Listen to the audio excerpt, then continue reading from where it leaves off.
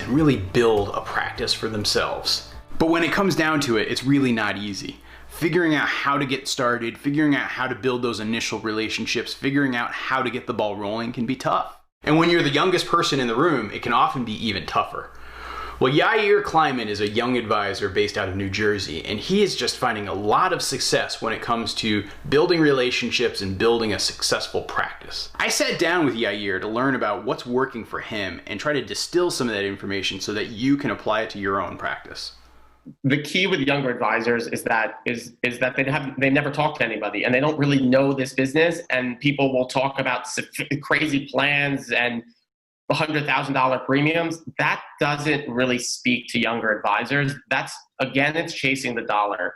But the whole key with younger advisors is you really just got to learn what the market is telling you. So go and talk to everybody what the market is telling you. Talk to trusted estate attorneys or accountants or PNC brokers or whoever you can talk to. Just get in front of people, spend hours and hours and hours just talking and learning what the market is.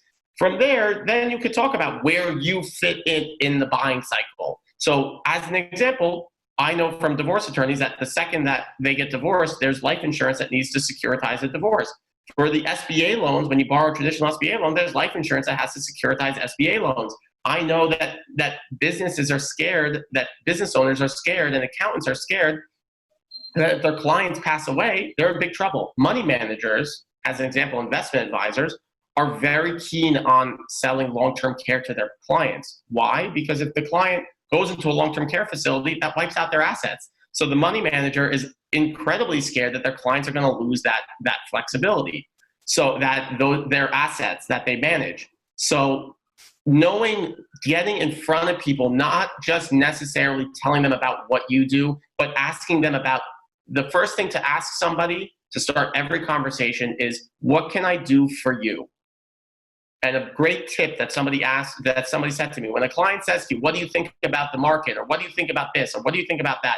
Instead of saying, well, I think the market is coming up, or I think this, or I think that, answer with one simple question. It's, why do you ask that?